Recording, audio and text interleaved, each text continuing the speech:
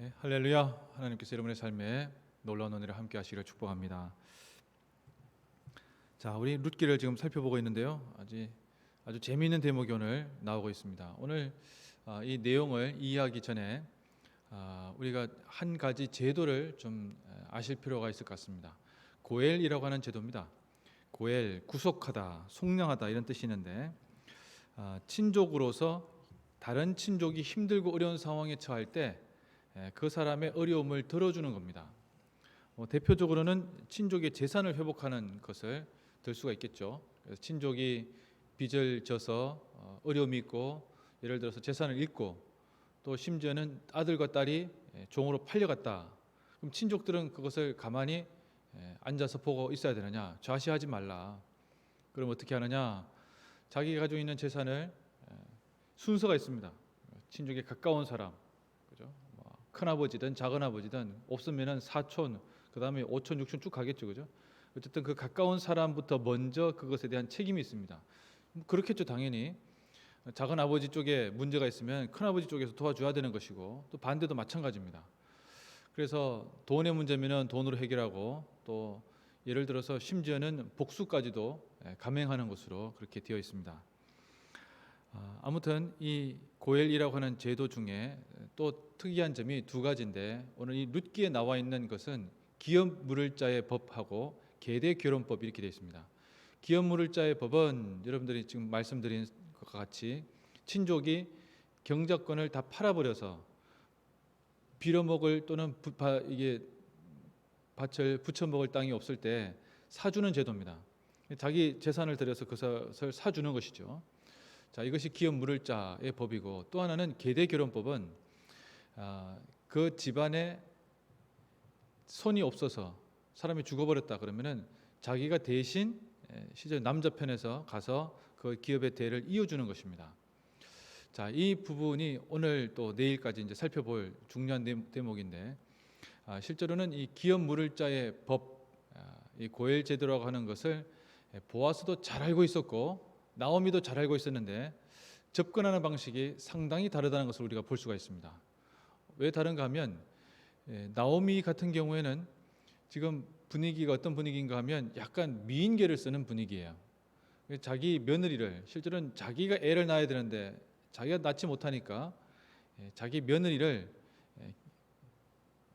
이 보아스에게 실제로는 밤에 일종의 유혹하는 장면이 있는 것이죠. 보아스가 밤에, 당시에는 곡식을 거두면 훔쳐가는 경우가 있었기 때문에 밤에 지킵니다. 그날 보아스가 이 추수를 해서 아주 기분이 좋은 날이죠, 그죠? 그래서 밤에 이제 사람들하고 다 같이 먹고 마시고, 뭐 속된 말로 이제 한잔하고 누워 있는데, 그 누워 있는데 곁에 가서 누우라는 거예요. 나오미가 룻에게 그렇게 얘기하는 겁니다. 자, 그래서 룻이 그 발치에 앉아서 누우니까 새벽에 이제 깜짝 놀라는 거죠. 뭔가 물컹한 게 있으니까 누구냐 이렇게 되니 뭐 딱 보니까 룻이라는 거죠.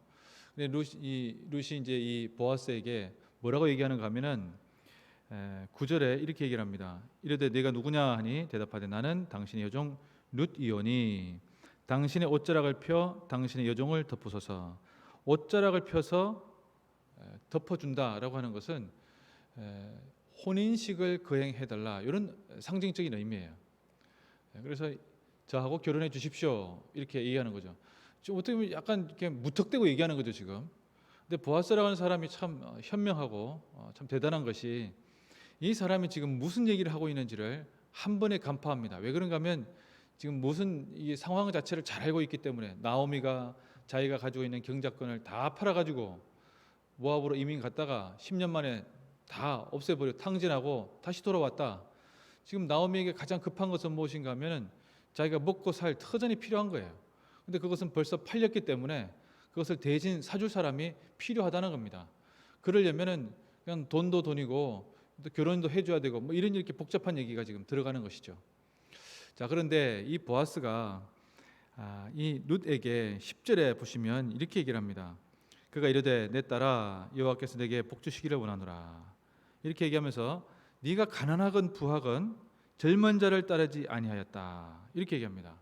네가 가난하건 부하건 젊은 자를 따르지 아니하였다. 이게 뭘로 유추할 수 있는가 하면 룻에게 이 베들레헴으로 오고 난 뒤에 혼사가 많이 들어왔다는 의미가 들어가 있습니다. 나오미가 뭐 그런 데서 언급하지도 않았고 룻도 그런 것에 대해서 얘기하지 않았지만 나오미에게 소위 말해서 보고하지 않은 주위에서 추근된다기보다는 결혼하자고 얘기한 사람들이 대단히 많았다는 거예요. 그 사람들 중에는 나이가 많은 사람도 있었고 적은 사람도 있었고 또 돈이 많은 사람도 있었다는 겁니다. 나이가 많고 돈도 많고 젊은 사람이 이 룻에게 결혼해 달라고 뭐 추근됐다기보다는 그렇게 제안한 사람들이 의외로 많은 것을 본인이 다 보고 알았다는 거예요. 그런데 룻이 그렇게 하지 않았습니다. 그러면서 내가 베푼 인애가 처음보다 나중이 크다 이렇게 얘기합니다. 자, 여기에서 그 유명한 인애라고 하는 단어가 나오죠. 인애, 인자. 어제도 말씀드렸다시피 이것이 바로 헤세드. 헤세드의 뜻은 인애와 인자라고 하지만 굳이 내가 하지 않아도 되는데 하는 겁니다. 자, 룻에게는 솔직히 자기가 어머니 모시러 왔다고 하지만 와서 보니까 자기 좋다고 하는 사람이 많죠. 그러면 그 사람하고 결혼하면은 그냥 정리가 되는 거고 끝나는 겁니다. 그런데 그렇게 하지 아니하고 어떻게 하는 겁니까? 이 보아스에게 가서 그의 발치에 누우라고 이야기하는 나오미의 이야기를 자기가 듣고 순종했다는 거예요. 어머니 지금 무슨 소리 하시는 겁니까? 왜 내 인생을 망치려고 하십니까? 한 번 망치면 됐지 또 망치려고 하십니까? 이렇게 접근 안 했다는 겁니다. 어머니가 그렇게 하라고 하니 그렇게 했다는 겁니다. 자, 이것이 굳이 그렇게 하지 않아도 되는데 했다는 거예요. 이 룻이라고 하는 사람이 가지고 있는 인애입니다. 인애, 이 헤세드인데, 자, 그런데 이 보아스가 뭐라고 얘기하는가 하면은 11절에 내 딸아 두려워하지 말라. 내가 내 말대로 내게 다 행하는데 네가 현숙한 여인인 줄 내가 알고 있다. 자, 무슨 얘기입니까? 네가 그렇게 다른 사람들에게 뭐 몸을 함부로 놀리거나 이렇게 사는 사람도 아닌 것을 내가 알고 있고, 저 곡식 마당에 들어가서 그런 상황 가운데 처했지만 뭐 몸 팔아서 뭐 곡식을 빌거나 이렇게 하지 않았다는 거예요. 근데 당신은 그런 일들이 대단히 비일비재했습니다. 왜 그런가? 과부가 할 수 있는 것은 아무것도 없었기 때문에 그래요. 그런데 실제로는 너의 가지고 있는 그 현숙함에 대해서 내가 인정한다. 그리고 나도 너의 현숙함을 지켜줄 것이다. 보아스가 하고 있는 이 말이 이 룻이라고 하는 여인에게는 엄청나게 위로가 되는 말입니다. 죄송한 표현이지만 이 여인이 밤에 와서 유혹하고 있는데 유혹에 굴하고 그냥 잠자리를 같이 하고는 아침에 가서 또 다르게 생각할 수도 있는 것인데 보아스는 그런 식으로 진행하고 싶어 하지 않습니다. 그래서 법대로 처리를 해야 되겠다라고 얘기를 하고 너의 현숙함을 내가 보호해 줄 것이다. 그러니까 나갈 때도 새벽에 나가라. 사람들이 다 모를 때 조용히 나가고, 그리고 어떻게 합니까? 보리를 6번이나 데워주죠, 그죠? 엄청나게 많이 줍니다. 그리고 집에 가서 시어머니한테 이것을 주어라 이렇게 얘기를 합니다. 한결같이 보시면 이 룻에게 또 나오미에게 이렇게 배려하면서 이렇게 마음을 써주는 사람이 있을까 싶을 정도로, 여러분 그 마음 씀씀이가 정말 대단합니다. 그런데 그것이 그냥 동정하는 정도가 아니고 자기의 책임을 가지고 바라보는 거예요. 문제가 생겼을 때 동정하는 사람이 있고 책임감을 가지고 대하는 사람이 있습니다. 자, 어떤 사람이 뭐 예를 들어서 옛날에 청량리에 노숙자들이 지금은 서울역에 많다고 하지만 청량리에 많았거든요. 거지들도 많았습니다. 논쟁이 있죠. 그 거지들에게 돈을 딱 그분들은 많이도 바라지도 않아요. 10,000원짜리도 안 달라고 하고 1,000원짜리 달라고 합니다. 1,000원 주면 어떻게 합니까? 가서 소주 마시는 거거든요. 그럼 줘야 되는 것이 맞느냐? 안 주는 것이 맞느냐? 그럼 주고 안 주고의 문제는 동정의 문제를 할 수 있겠지만 책임의 문제로 들어가게 된다면 다른 식으로 접근할 수 있겠죠. 그것이 바로 이제 바퍼나 이 최일도 목사님께서 시작하신 그런 일들입니다. 그들을 동정하는 것에서 넘어서서 어떻게 하면 책임 있게 사역할 것인가에 대한 부분입니다. 보아스는 단순히 그냥 아야 불쌍하구나 보리를 데워준다 이런 차원이 아니고 이 여인의 집의 문제를 해결해야 되겠다. 그리고 그 문제를 해결하는데 잘 보니까 기업 물을 자의 순서에서 자기가 1등이 아니에요. 자기가 제일 첫 번째 순위면은 자기가 하면 되는데 그렇게 안 된다는 겁니다. 자, 그런데 나오미의 집은 상당히 유리한 집이에요. 무슨 얘기인가 하면은 나오미는 뭐 그냥 그렇다 치지만 나오미가 나이가 많아서 다시 결혼해도 자식을 낳을 수가 없잖아요. 즉 그 대는 끊기게 되고, 그래서 어떻게 됩니까? 기업 물을자가 그 땅을 사게 되면은, 경작권이든 사게 되면은 그건 자기 소유가 되는 거예요. 나오미 소유가 되지 않습니다. 그런데 내일 살펴보겠습니다만은 그것을 보아스가 정확하게 알고 있었고, 그러나 하나 더 필요하다는 것을 또 알고 있었어요. 하나 더 필요한 것은 무엇인가 하면 계대 결혼법입니다. 즉 내가 그 집의 대를 이어 주어야 되는 거예요. 단순히 사서 나오미가 살아있을 동안에 경작권을 보호해 주는 의미로 그치는 것이 아니고 대를 이어 줘야 된다는 겁니다. 그건 뭡니까? 자기가 손해 보는 것이죠. 보아스는 그것까지 지금 다 알고 있으면서 절차대로 방법대로 시행해야 된다는 것을 얘기를 하고 있는 것입니다. 이 보아스라고 하는 사람, 굳이 그렇게 하지 않아도 되는데 하고 있는 겁니다.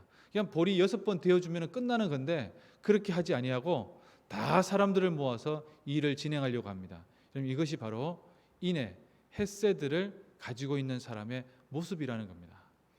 우리가 주님의 일을 할 때 바로 이 부분을 우리가 유심하게 들여다보면 좋을 것 같습니다. 룻이라고 하는 사람이 자기 자신의 인생을 생각하지 않았어요.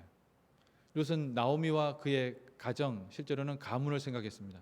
이렇게 생각하는 사람도 요새 많지 않죠. 옛날에 이제나 자기 삶에 편한 것이 있으면 그걸 가지고 쫓아서 도망가기 바쁜 것이 이 세상인데, 여러분 이 룻은 그렇게 하지 않았다는 겁니다. 보아스도 마찬가지.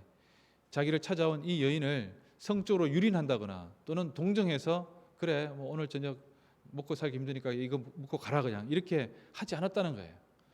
보아스도 자기가 가지고 있는 그 책임 범위를 더 깊게 더 넓게 생각해서 이 사람에 대해서 깊게 바라보고 있었다는 것입니다.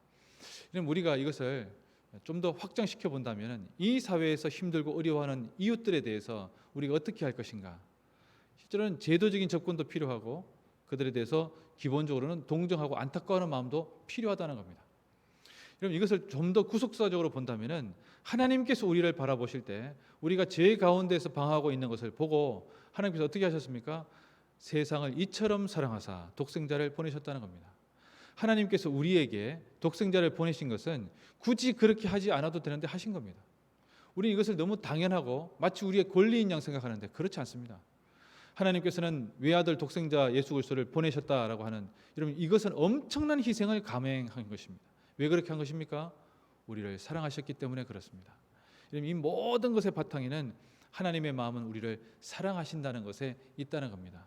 우리가 이것을 기억하면서 오늘 하루도 우리가 우리 주위에 있는 사람들 또 함께 있는 사람들을 여러분 그냥 어느 정도 배려해 줄 수 있겠지만, 그러나 어떻게 하면 더 배려해 줄 수 있을 것인가, 어떻게 하면 더 사랑할 수 있을 것인가, 어떻게 하면 더 다가갈 수 있을 것인가, 우리 자녀들에게도 우리 남편과 아내에게도 직장에 있는 동료들에게도 그렇게 할 수 있을 것인가, 또 대한민국 가운데 우리가 어떻게 더 할 수 있을 것인가.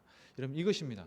받은 만큼 일하는 것이 아니라 분에 더하도록 더 하는 것, 그것이 대한민국을 지키는 또 군인의 모습이 아닌가 싶습니다. 이런 일들을 감행하게 될 때 주께서 또한 우리를 의롭게 보실 줄로 믿습니다. 기도하겠습니다.